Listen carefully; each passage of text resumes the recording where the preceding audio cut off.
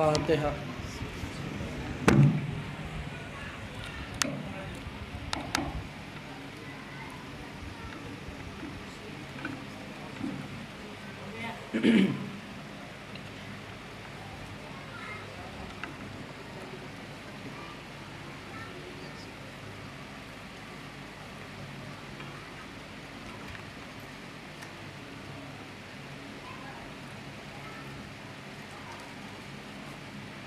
لا حول ولا قوة إلا بالله من الشيطان اللعين الرجيم۔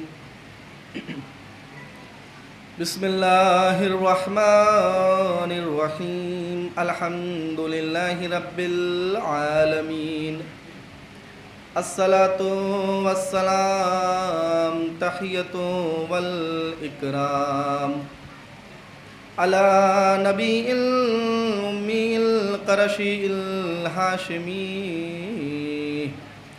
مولانا ومولى الثقلين جد الحسن والحسين أبي القاسم محمد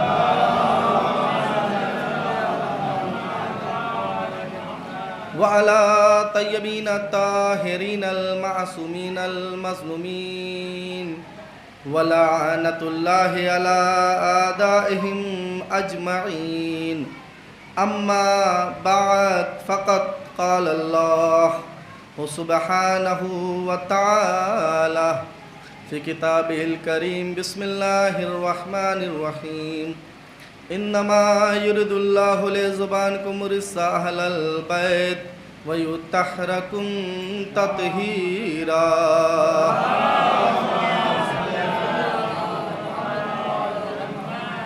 عزیزان محترم اور میرے معزز سامعین، سوگواران حسین ابن علی،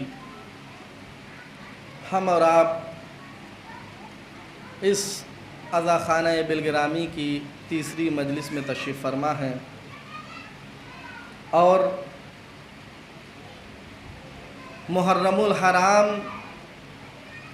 کا آج جو تیسرا دن ہم سے رخصت ہونے والا ہے، کتنی بے چینی تھی، کتنی عجلت تھی، کتنی آس تھی، کتنی تمنا تھی۔ میں وطن میں رہنے والوں سے ایک منٹ کے لیے غافل ہو کر، جو وطن کو چھوڑ کر دور دراز میں کسی کام پہ کرتے ہیں یا کسی دوسری جگہ زندگی بسر کرتے ہیں، میں ان سے سوال کرتا ہوں کہ جب محرم قریب آنے لگتا ہے تو جلدی جلدی اپنے کام کو سمیٹنے لگتے ہیں۔ کیوں؟ مجھے محرم میں اپنے وطن جانا ہے۔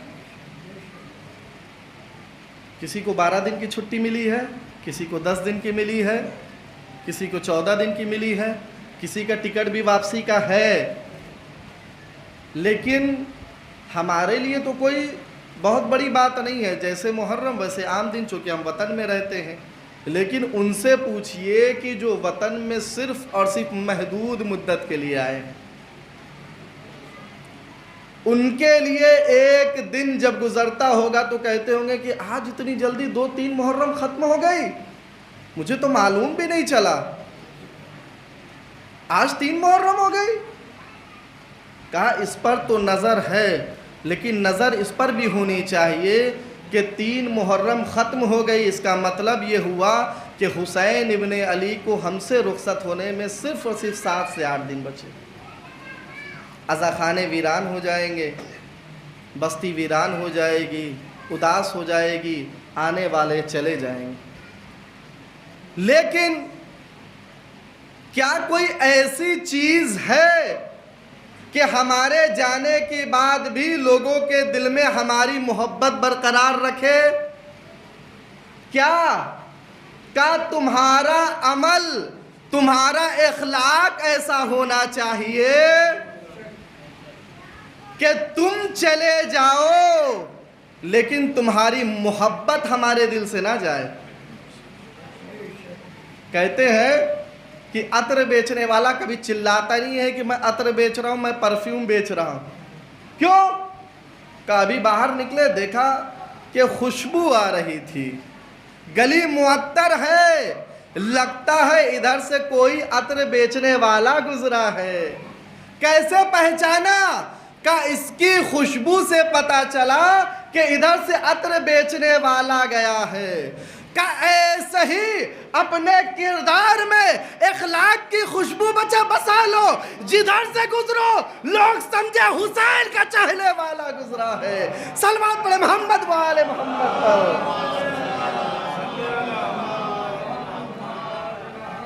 بہت ساری وجہ ہوتی ہیں، بہت سارے بنا ہوتی ہے۔ حضور آگے تشریف لائیں، آپ مجھے دکھائی نہیں دے رہے، آپ آگے تشریف لائیں۔ صلوات پڑھے محمد و آل محمد پر۔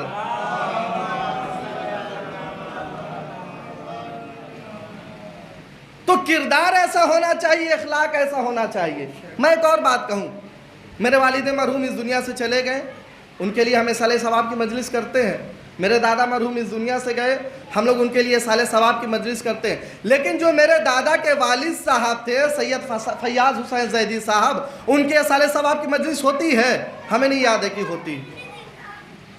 یا ان کے والد صاحب سید عطا حسین زیدی صاحب، ان کے صالح ثواب کی مجلس ہوتی ہے؟ نہیں ہوتی۔ یا میں آپ سے پوچھتا ہوں چاند بھیا، حسنین پپا کی ہوتی ہے صالح ثواب کی مجلس؟ ان کے والد صاحب محبوب دادا کی ہوتی ہے، لیکن ان کے والد صاحب کی ہوتی ہے؟ میں نے تو نہیں دیکھا۔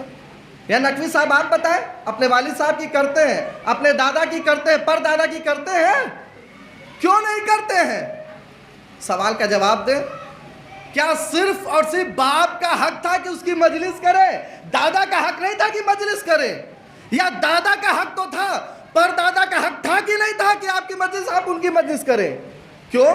جس گھر میں رہ رہے ہیں، اگر ان کے والد صاحب ان کو نہ دیتے، وہ ہمارے والد صاحب کو نہ دیتے، ہمارے والد صاحب ہمیں نہ دیتے، تو ہمارے سر پہ چھت کہاں سے ہوتی؟ تو پھر مجلس تو ان کی بھی ہونی چاہیے۔ کہا مولانا یہ سب بات نہ کریے، اگر مجلس کے سلسلہ قائم ہو جائے تو پتہ چلے کہ روز ہم مجلس ہی کرواتے رہے۔ کہا بات آپ کی بھی صحیح ہے بھائی، کیسے سلسلہ چلتا رہے گا؟ کہا نہیں، اسلام نے یہ نہیں کہا کہ تم سب کی مجلس کراتے چلو۔ جیسے کہ رسول کو حکم ہوا کہ میرے حبیب جب نماز پڑھیے تو اپنے بارگاہ پروردگار عالم کی بارگاہ میں ہاتھوں کو بلند کر کے کہیے ربی ارحمہما کما ربیانی صغیرا۔ میرے پروردگار میرے والدین کے اوپر اسی طریقے سے رحمت نازل فرما جس طریقے سے انہوں نے بچپنے میں ہمیں پالا ہے۔ تو پھر بات وہیں پر ہے، سمجھ میں نہیں آ رہا کہ ان کی مجلس کیسے کرے، ان تک صالح ثواب کیسے پہنچائے۔ یاد رکھیے گا، بہت قیمتی جملہ کہہ کر جا رہا ہوں، اگر یاد رہا سمجھ میں آ گیا تو مجلس کامیاب ہے، دوبارہ کچھ کہنے کی ضرورت نہیں۔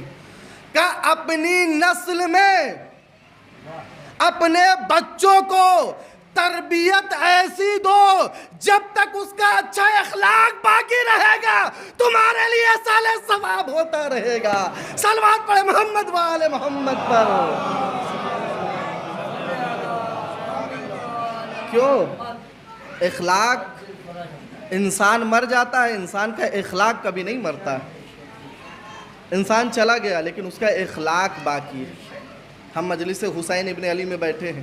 مجلس حسین ابن علی ایک انقلاب کا نام ہے۔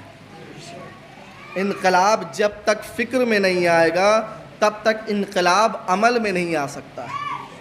ممبر پر بیٹھے ہوئے ہیں، ممبر پر بیٹھے ہیں، بہت سارے بچے ہیں۔ بہرحال ہمارے یہاں تو الحمدللہ بچپن ہی سے جب غدیر کی محفل میں لے گئے بچوں کو تو بچوں نے پوچھا بابا یہ ممبر کیا ہے؟ کہ ممبر ہماری جاگیر ہے، یہ ممبر ہی تو ہے جو دشمنوں کے کلیجے کو جلاتا ہے۔ ممبر کے بارے میں پوچھ رہے ہو؟ کہا ہمیں تو معلوم ہے لیکن اگر دشمن کو پتہ چل جائے، وہ ہماری مجلسوں میں آ جائے تو اسے کیا پتہ چلے کہ یہ ممبر کیا ہے؟ کہا اسی لیے تو قبلہ ہم مجلسوں میں آپ کی نہیں بھیجتے ہیں۔ جب مجلس سے آتا ہے تو گھر پہ ایک سے ایک سوال کرتا ہے، جواب تو نہیں ہے لیکن بیان کیا کرے کہ بیٹا تم سے کیا بتائیں کہ آخر میں یہ ممبر کیا ہے، یہ فرش عزا کیا ہے۔ اگر وہ منبر کے بارے میں سوال کرے گا تو ہم بتائیں گے کیا؟ ہمارے یہاں تو تربیت ہے ماشاءاللہ، بزرگ اپنے بچے کو بھی لے کر آ رہے ہیں کہ بیٹا چلو مجلس میں۔ کیوں؟ کہ مجلس میں چلو گے تو پھر دنیا کی کسی یونیورسٹی میں جانے کی ضرورت نہیں پڑے گی، تنہا مجلس حسین میں تمہیں وہ مل جائے گا جو کائنات کی بڑی سے بڑی یونیورسٹی میں نہیں ملے گا۔ کیوں؟ کہ اس لیے کہ اس یونیورسٹی کا استاد جو ہے وہ حسین ابن علی ہے۔ تو کہا منبر کا یہ وہی منبر ہے جو غدیر میں مولائے کائنات کو رسول اللہ نے اپنے ہاتھوں پہ بلند کیا تھا۔ کیا کبھی کائنات میں کسی نے دیکھا ہو کہ ایک ساتھ سورج بھی نکلا ہو اور چاند بھی نکلا ہو؟ مجھے کوئی جگہ بتائیے، میرا چیلنج ہے کہ کسی نے ایک وقت میں سورج بھی دیکھا ہو چاند بھی دیکھا ہو۔ کیا کسی اور سے پوچھنے کی ضرورت نہیں ہے، ہم سے پوچھئے، ہم بتائیں گے، ہم نے دیکھا ہے، ہم شاہد ہیں۔ غدیر کا میدان ہے، رسول سورج بن کر علی کو مہتاب بنا کر اپنے ہاتھوں پہ بلند کیے ہوئے ہیں۔ صلوات پڑھیں محمد و آل محمد پر۔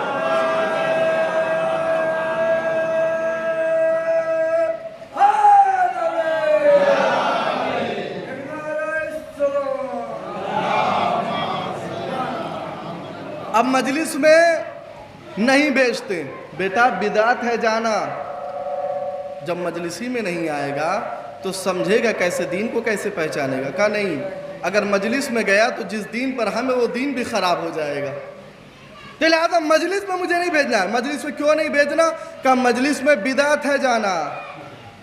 تو شاعر نے بہت پیارا شعر کہا، میں عادی نہیں ہوں لیکن کبھی کبھی یاد آ جاتا ہے تو پڑھتا ہوں کہ جو نسل سے یزید کی رکھتے ہیں واسطہ، جو نسل سے یزید کی رکھتے ہیں واسطہ، جلتے ہیں آج روضہ سرور کو دیکھ کر۔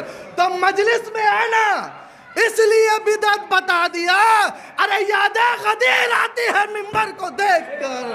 صلوات پڑھیں محمد و آل محمد پر۔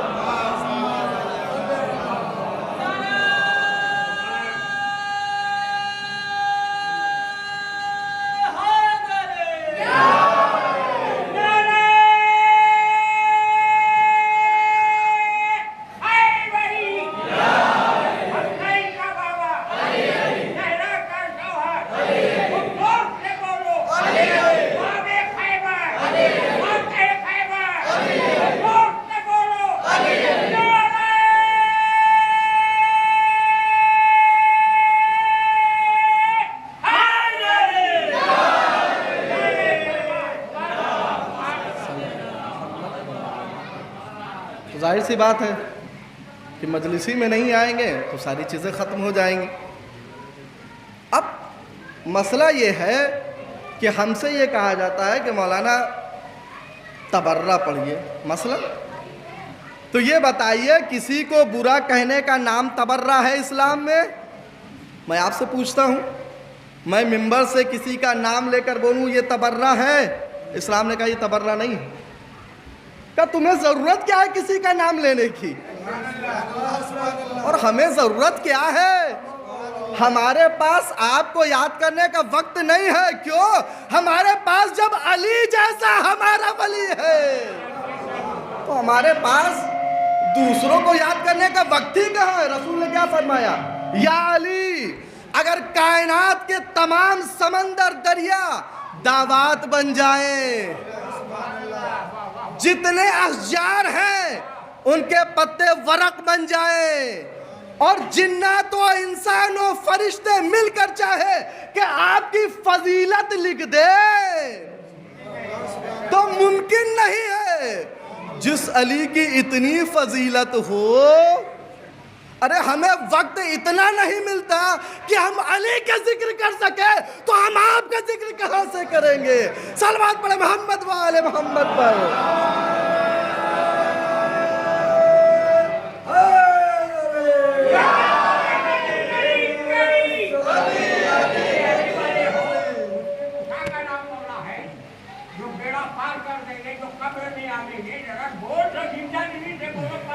جزاک اللہ۔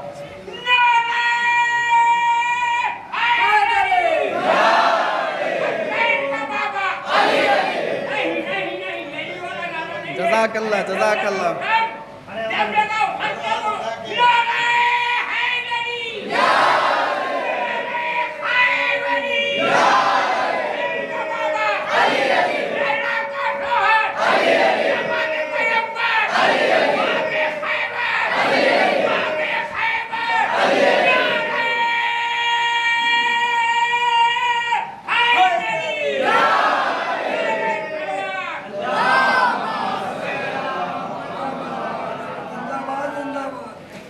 سلامت رہیں. چونکہ بہرحال آج تیسری محرم ہے اور تیسری محرم جو مخصوص ہے وہ ہے جناب حبیب ابن مظاہر سے. تو جب مجلس حبیب ابن مظاہر کی ہو تو ضعیف پہ کیوں نہ جوانی طاری ہو؟ ظاہر سے بات ہے، حق بنتا ہے. بہرحال بات چل رہی ہے کہ ہم کیوں کسی کا نام لے کر بیان کریں. مثلا ایک لمبا آدمی میرے سامنے آ جائے جو کہے کہ میں لمبا ہوں. مثلا مسٹر بھائی ہمارے برا مت مانیے گا، لمبے ہیں سب سے اچھی بات ہے لمبے. لیکن اگر یہ کہیں کہ ہم لمبے ہیں، ہم سے زیادہ تنبا گاؤں میں کوئی لمبا نہیں ہے، تو یہ بتائیے کہ اب ہمیں ان کا کاٹ کرنے کے لیے کرنا کیا پڑے گا؟ اب کوئی کہے گا کہ بھئی ایسا کرتے ہیں کہ ان کا پیر کاٹ دیتے ہیں تو خود بخود قد چھوٹا ہو جائے گا. کیا اسلام کہتا ہے کہ ان کا پیر کاٹ دیجئے تو قد کم ہو جائے گا؟ اسلام نے کہا نہیں، ان کے مقابلے میں ان سے زیادہ لمبا لے آئیے، خود بخود ان کے مقابلے میں یہ کم ہو جائیں گے. اب کسی کا گھر 2 منزلہ بنا ہوا ہے، وہ گھمنڈ کر رہا بھیا ہمارا گھر تو 2 منزلہ ہے، 2 تلہ گھر بنا کر بیٹھے ہوئے ہیں. تو اب کیا کریں؟ کہا ان کا گھر کم کرنے کے لیے گروا دیا جائے.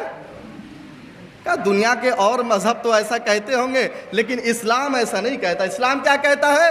اسلام کہتا ہے اس نے 2 منزلہ بنایا، تم اس کے مقابلے میں 3 منزلہ بنا دو. بات پہنچ رہی میری آپ تک؟ یہ نہیں کہ اس کا گرا دو، کسی کو گرا کر آگے بڑھنا کمال نہیں ہے. کہا گرا دیجئے آگے بڑھ جائیے گا. کہا یہ آپ کے اندر ہوگا، ہمارے اندر نہیں ہے. ہم کیا کریں گے؟ اللہ نے اتنا دیا ہے کہ 3 منزلہ بنا دیں گے، خود بخود چھوٹے ہو جائیے گا. اب پھر سے بات یاد آ گئی مجھے. اکبر نے کہا بربل، لکیر کھینچ دی، میں پڑھ چکا ہوں لیکن پھر بھی چونکہ بات آ گئی ہے، بربل اس لکیر کو چھوٹا کر دو. بربل سوچنے لگے، جیسی ہاتھ بڑھا. کہا نہیں، ہاتھ سے نہیں مٹانا ہے، پیر کا پیر سے بھی نہیں مٹانا ہے، کچھ بھی اس کے اندر نہیں کرنا ہے، اس کو چھونا نہیں ہے، اس کو چھوٹا کرنا ہے. بربل نے ایک لکڑی اٹھائی، اس کے مقابلے میں بڑی سی لکیر کھینچ دی. بات پہنچ رہی ہے؟ اس کے مقابلے میں بڑی سی لکیر کھینچ دی. کہا بادشاہ سلامت کچھ کرنے کی ضرورت نہیں پڑی، اس کے سامنے بڑی سی لکیر کھینچ دی، یہ خود بخود اس کے سامنے بونی نظر آنے لگی. کہا تبرہ پڑھنے کی ضرورت نہیں ہے، علی کے فضائل بیان کرتے رہو، دشمن کے لیے تبرہ ہوتا رہے گا. صلوات پڑھے محمد و آل محمد پر.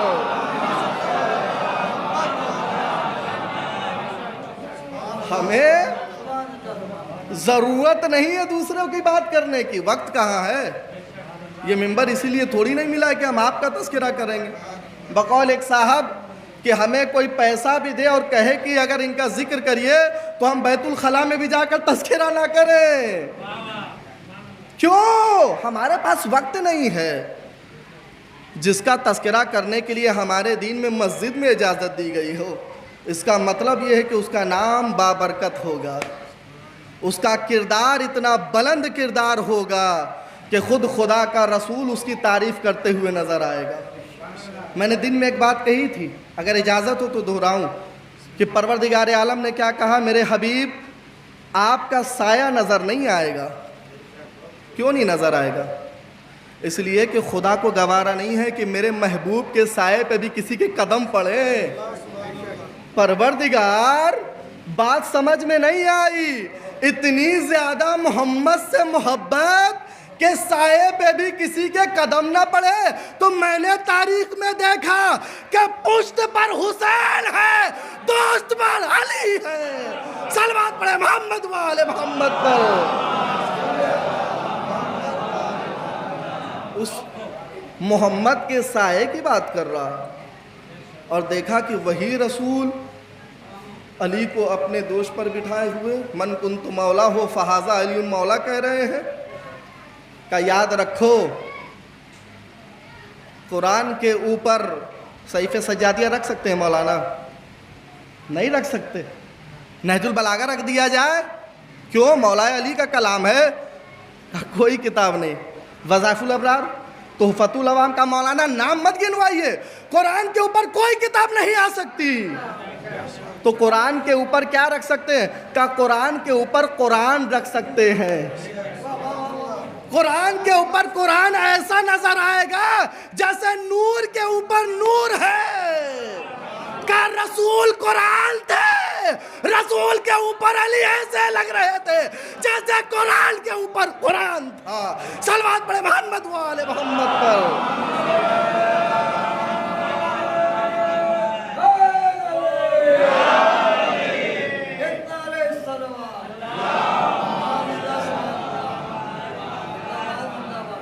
رسول کے اوپر علی ایسے نظر آ رہے تھے جیسے قرآن کے اوپر قرآن رکھا۔ سائے کے اوپر نجس قدم نہیں آ سکتے، قرآن کے اوپر کوئی اور کتاب نہیں آ سکتی، حرام ہے، توہین ہے قرآن کی۔ کہا یہ اہل بیت کا ذکر ایسا ذکر ہے جو بوڑھوں کے اندر بھی جوانی لا دیتا۔ کیسے؟ حسین کی محبت ایسا حبیب کے دل میں سمائی کہ کربلا میں 80-90 سال کا ضعیف بھی 18 اور 25 سال کا جوان نظر آ رہا تھا۔ اچھا غور کریے، میں ایک بات آپ سے پوچھوں کہ حسین ابن علی کربلا کے میدان میں عورتوں کو کیوں لے کر آئے، بچوں کو کیوں لے کر آئے، جوان کو کیوں لے کر آئے، کمسن کو کیوں لے کے آئے، اور ضعیف کو کیوں لے کر آئے؟ میں ایک چھوٹی سی مثال دوں، مثال سے بات واضح کروں گا۔ اب میں یہاں پر مثال تو مجھے کچھ سمجھ میں نہیں آ رہی، لیکن ظاہراً جو فیروز چچا ہے مثلا، ان کے پاس الیکٹرک کے سارے سامان ہیں۔ فیروز چچا توجہ رکھیے گا، اب ایک مثلا بورڈ میں وہ جو آپ کو پیچ دکھ رہا ہے، فیروز چچا ہے، میں نے کہا کہ میرے گھر کا بورڈ خراب ہو گیا ہے، تو اب یہ اپنے ساتھ چھوٹا والا بھی پیچکس لے کر آئے، نہیں سمجھا، بڑا والا بھی لے کر آئے، درمیان والا بھی لے کر آئے، پلاس بھی لے کر آئے۔ کیوں اتنا لے کر آ رہے ہیں؟ کہ جس کی جیسی ضرورت پڑے گی ویسا استعمال کروں گا۔ سمجھے؟ جس کی جیسی ضرورت پڑے گی ویسا استعمال کریں گے۔ آئیں دیکھا یہاں پر چھوٹے والے پیچکس کی ضرورت ہے، چھوٹے والے سے بورڈ کھول دیا۔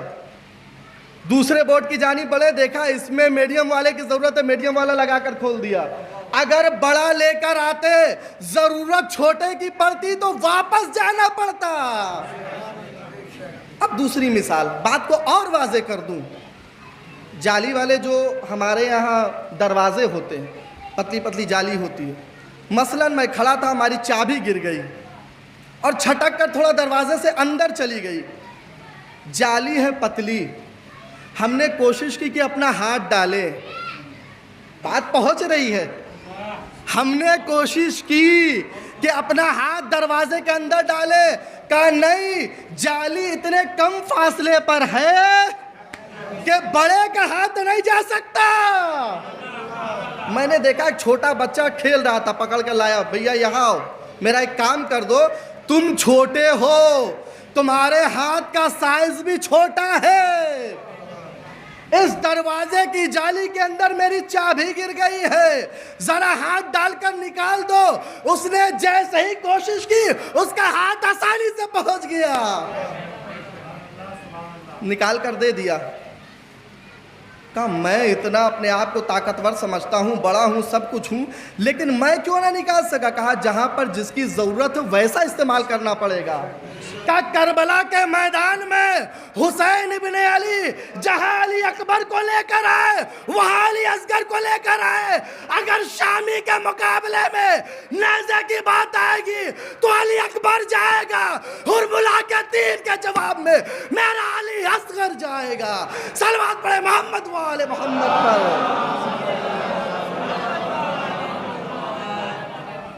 یزید کے گریبان کو پکڑنے کے لیے حسین کا ہاتھ ہے، یزید کے گھر میں فرش عزا بچھانے کے لیے زینب آئی ہے۔ آپ نے دیکھا، کہیں بھی دیکھا؟ بھائی حسین ابن علی ظاہراً دشمن ہے، امام حسین کے سر کو لے کر چلا۔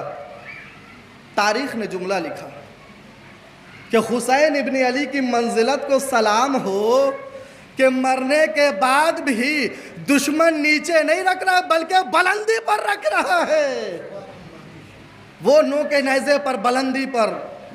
شام کا دربار، شامی بھرے ہوئے ہیں، یزید تخت پر بیٹھا ہوا ہے، سارے جاہو حشم کے ساتھ وہ تخت و تاج کے اوپر بیٹھا ہوا ہے، لشکر اس کے ہیں، سپاہی اس کے ہیں، حکومت اس کی ہے، دربار اس کا ہے، سلطنت اس کی ہے، شام میں حکومت اس کی ہے، سارے لوگ قصیدہ یزید کا پڑھتے ہیں۔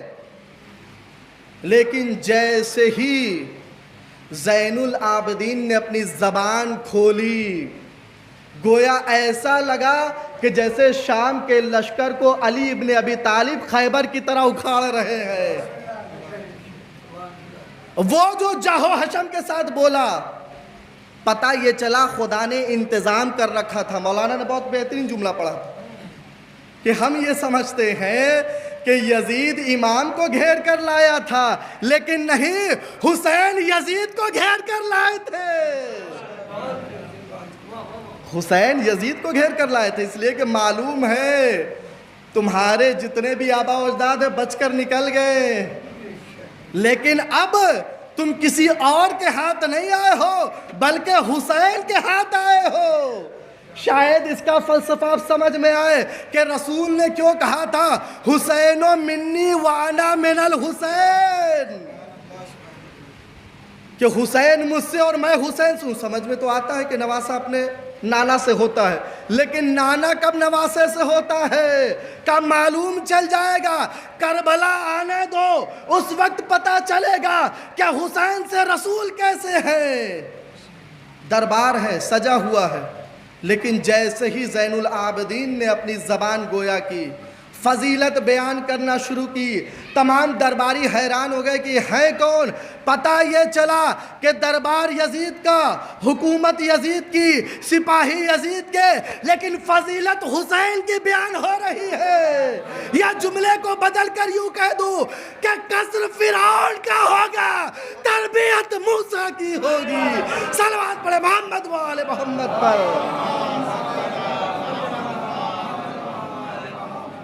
اس طریقے سے نظام بنایا، اس طریقے سے گھیر کر لائے کہ کربلا سے گھیرتے ہوئے کوفے اور کوفے سے گھیرتے ہوئے شام تک لا کر یزید کو بے نقاب کر کر بتا دیا کہ دیکھو یہ وہ ہے کہ جو منافقت کا لباس پہنے ہوئے تھا۔ میں ایک اور مثال دوں تو بات اور آسان ہو جائے، شاید میں پڑھ بھی چکا ہوں۔ عزیزو، بہت سارے سوالات ذہن میں گھومتے ہیں کہ مولا کائنات جیسے شجاع اور بہادر، امام حسن ان کی تربیت میں رہے، امام حسین ان کی تربیت میں رہے، لیکن سمجھ میں نہیں آتا کہ حسین نے جنگ کو کیوں اختیار کیا، امام حسن نے صلح کو کیوں اختیار کیا؟ کوئی تو فلسفہ ہونا چاہیے۔ بھائی دونوں ایک، کردار دونوں کا ایک، فضیلت دونوں کی ایک، لیکن سمجھ میں نہیں آتا کہ ایک نے جنگ کی اور دوسرے نے صلح کی۔ ایران میں استاد درس دے رہے تھے، ایک شاگرد نے کھڑے ہو کر سوال کیا کہ بلا سمجھ میں نہیں آتا امام حسن نے صلح کیوں کی، امام حسین نے جنگ کیوں کی؟ کہا بیٹا بیٹھو، ابھی درس ختم ہو جائے پھر بتاتا ہوں۔ کہا استاد مجھے جاننا ضروری ہے، سمجھ میں نہیں آتا مجھے، خون دونوں کے اندر علی کا، شیر دونوں نے زہرا کا پیا، فرق کیوں؟ امامہ اتار کر دے دیا، جاؤ بالٹی میں پھلا کر لے آؤ۔ گئے بالٹی میں امامے کو بھگو دیا، بھگونے کے بعد نکالا، مثلاً میں امامے کا کپڑا ہے، توجہ کریے گا، بھیگا ہوا ہے، پانی میں ڈلا ہوا ہے، بہت توجہ میرے عزیزو۔ استاد نے کہا ایک سیرا مجھے دے دو، شاگرد کو ایک سیرا پکڑا دیا۔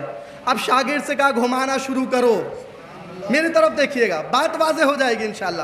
کہا گھمانا شروع کرو، شاگرد نے گھمانا شروع کیا، استاد بھی اسی جانب گھمانے لگے۔ پھر جملے کو بدلوں کہ استاد اگر دائیں جانب گھما رہے تھے، شاگرد کو بائیں جانب گھمانا چاہیے، لیکن جب شاگرد نے دیکھا کہ شاید استاد مسٹیک کر رہے ہیں، پھر شاگرد نے بائیں جانب گھمانا شروع کیا، استاد نے بھی بائیں جانب گھمانا شروع کیا۔ کہا استاد تھوڑا پنکھے میں بیٹھ جائیے، لگتا ہے کہ اے سی کلاس روم کی کام نہیں کر رہی۔ کیوں بیٹا؟ قیامت تک اگر ایسے گھماتے رہیں گے، جملہ بدلوں، قیامت تک اگر دونوں ایک سمت جاتے رہیں گے تو جو کپڑے کے اندر پانی ہے وہ نکلنے والا نہیں ہے۔ قبلہ توجہ کریے گا، جو کپڑے کے اندر پانی ہے وہ نچوڑنے والا نہیں ہے، تو کروں کیا؟ کہا استاد اگر میں دائیں جانب جاؤں تو آپ کو بائیں جانب گھمانا ہے۔ کہ اس سے کیا ہوگا؟ کہ اس کے اندر جتنا پانی ہوگا نچوڑ کر باہر آ جائے گا۔ کہ یہی تو بتانا چاہتا ہوں، حسین نے جنگ کی، حسن نے صلح کی، اسلام میں جتنی منافقت تھی دونوں بھائیوں نے نچوڑ کر نکال دی۔ صلوات پڑھے محمد وآل محمد پر۔ جتنی منافقت و نفاق بھرا تھا، حسن نے پہلے صلح کر کر گھیر کر لائے، حسین نے جنگ کر کر جو چہرے پہ نقاب تھا اتار کر پھینک دیا۔ پہچانو ان کے اندر ایمان نہیں ہے بلکہ منافقت کا لباس پہنے ہوئے ہیں۔ صلوات پڑھے محمد وآل محمد پر۔ ان کے اندر کوئی اسلام نہیں ہے، ان کے اندر اگر اسلام ہوتا تو آج حسین ابن علی کو کربلا نہ آنا پڑتا۔ حسین ابن علی کربلا میں آئے ہیں تو یزید کے چہرے سے منافقت کا نقاب اتارنے کے لیے آئے اور یزید کی حقیقت بتانے کے لیے آئے کہ یزید ہے کون۔ میرے عزیزو، حسین ابن علی کی تمام تر محنت کربلا میں آئی، اور حسین ابن علی کربلا میں جناب زینب کو اسی لیے لے کر آئے۔ کس لیے لے کر آئے؟ کہ اس لیے کہ آدم سے لے کر محمد مصطفیٰ تک اور محمد مصطفیٰ سے لے کر حسین ابن علی تک جو اسلام کی تمام تر دین کی محنت تھی کربلا میں ادھوری رہ جاتی اگر جناب زینب نہ ہوتی۔ مثال دے کر بات واضح کر دوں، اگر وقت آپ کا زیادہ نہ لے رہا ہوں تو اس سے پہلے شاید میں نے اس کو پڑھا، بہن اور بھائی اسٹیشن پہ آئے ٹرین پکڑنے کے لیے، بہن بیٹھی ہوئی ہے، بھائی بھی بیٹھا ہوا ہے، بھائی کی نظر پڑی کہ پٹری کٹی ہوئی ہے، بہت توجہ کریے گا، پٹری کٹی ہوئی ہے، اگر ٹرین آئی تو ٹرین پلٹ جائے گی، ٹرین کے اندر جتنے مسافر ہیں سب کے سب ہلاک ہو جائیں گے، کرنا کیا ہے؟ کہ ٹرین کسی کے لیے رکتی نہیں ہے۔ بھائی نے کہا بہن بیٹھو، میں کوشش کرتا ہوں کہ ٹرین کسی طریقے سے رک جائے۔ کیسے؟ کہا بہت سارے طریقے ہیں۔ کھڑا ہوا ہے پٹری کے آگے کچھ دور جا کر ہاتھوں کو ہلا رہا ہے، لیکن ڈرائیور کو اجازت نہیں کہ ٹرین روکے۔ پھر کیا کیا؟ کپڑا اتارا، آگ لگائی، کوشش کرتا ہے رکے، ٹرین نہیں رک رہی۔ آخر میں ہوا یہ کہ وہ ٹرین کے نیچے آ گیا، لیکن جیسے ہی ایکسیڈنٹ ہوا ٹرین کے نیچے آیا، ٹرین کچھ دوری پر جا کر رک گئی۔ عین اس جگہ سے پہلے کہ جہاں پر پٹری کٹی ہوئی تھی. میری بات اگر پہنچ رہی ہے توجہ کریے گا. عین اس جگہ سے پہلے کہ جہاں پر پٹری کٹی ہوئی تھی. ٹرین کے اندر بیٹھے ہوئے مسافر یہ سمجھ رہے ہیں کوئی دیوانہ تھا جو ٹرین کے نیچے آ گیا. کوئی کہتا نہیں کوئی پاگل تھا جو ٹرین کے نیچے آ گیا. کوئی کہتا نہیں اس نے خودکشی کر لی ہے. بتائے کون کہ یہ کیوں ٹرین کے نیچے آیا؟ کون بتائے؟ پلیٹ فارم پر بیٹھی ہوئی بہن کھڑی ہوئی. میں بتاتی ہوں میرا بھائی دیوانہ نہیں تھا, میرا بھائی پاگل نہیں تھا, میرے بھائی نے خودکشی نہیں کی ہے. تم 1000 لوگوں کی جان بچانے کے لیے اس نے اپنی قربانی دی ہے. جناب زینب کربلا میں اسی لیے آئی تاکہ امت رسول کو بچا سکے کہ یاد رکھو حسین ابن علی کربلا میں شہید ہوئے ہیں امت رسول کو بچانے کے لیے. صلوات پڑھے محمد و آل محمد پر.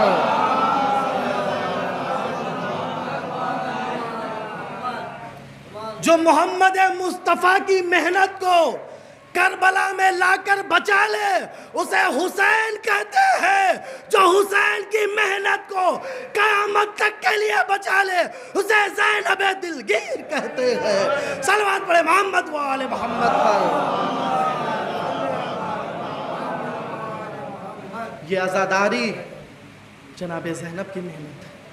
خدا کے واسطے عزاداری میں کھلواڑ نہ کریں ورنہ جتنی تکلیف جناب زینب کو پہنچے گی کسی کو نہیں پہنچے گی جتنی تکلیف حسین کو پہنچے گی. کیا ہم چاہتے ہیں اور جانتے ہیں کہ ہماری نماز قضا ہو رہی اور عزاداری میں پورا 10 گھنٹہ بتا کر جائیں حسین ابن علی ہم آپ کے عزادار ہیں تو وہ قبول کریں گے؟ نہیں. یہ بتائیے اچھا چھت پر چڑھنے کے لیے کس چیز کی ضرورت پڑتی ہے؟ سیڑھی کی, زینے کی. کوئی ایسا ہو جو یہاں پر بیٹھ کر کہہ دے کہ میں چھت کے اوپر بغیر سیڑھی کے چڑھ جاؤں گا. کوئی جگاڑ نہ ہو. آپ سوچے کہ موکھا اوکھا بنا ہوگا تاکہ کا پیر رکھ کے چڑھ جاؤں گا. کوئی جگاڑ نہیں ہے, سیدھی دیوار ہے, چڑھ جائیے گا. کہا نہیں, کہا حسین تک پہنچنے کے لیے پہلے اللہ کے واجبات کو انجام دو تب جا کر حسین تک پہنچو گے. آیت اللہ خوئی نے بہت پیارا جملہ کہا واجبات ایک زمین کی طرح ایک کھیت کی طرح ہے. واجبات ایک کھیت کی طرح زمین کی طرح ہے اور اس میں جو فصل بوئی جاتی ہے وہ مستحبات کی طرح ہے. جب تک زمین نہیں ہوگی کھیت نہیں ہوگا اس میں فصل کیسے اگاؤ گے؟ تو جب تک واجبات ادا نہیں ہوں گے یہ عزاداری ہماری کس کام کی؟ حسین کا مقصد فوت ہو جائے گا. حسین ابن علی کا مقصد فوت نہیں ہونا چاہیے. اگر حسین کے عزادار ہیں تو میں اپنا جملہ پھر دہراؤں کہ صرف ٹی شرٹ پر لبیک یا حسین نہیں, کردار میں لبیک یا حسین ہونا چاہیے.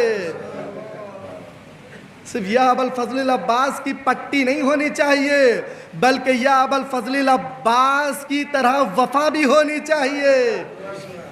صرف عورتوں کو یہ نہیں کہنا چاہیے کہ ہم جناب زینب کی کنیز ہیں بلکہ ان کی طرح کردار بھی ہونا چاہیے. حسین کو ہماری محبت نہیں چاہیے, حسین ابن علی کو کردار چاہیے. کیسا کردار؟ حبیب کی طرح کردار چاہیے. حبیب کی طرح اگر کردار ہوگا تو ہمیں امام کو ڈھونڈنے کی ضرورت نہیں پڑے گی, امام جہاں ہوں گے وہاں بلا لیں گے. ہوا نہیں؟ حبیب کوفے میں ہے, حسین کربلا میں ہے, لیکن یہی حسین ابن علی اسی کربلا سے خط لکھ کر حبیب ابن مظاہر کو بلا رہا. حبیب حسین کی نصرت کو آ جاؤ.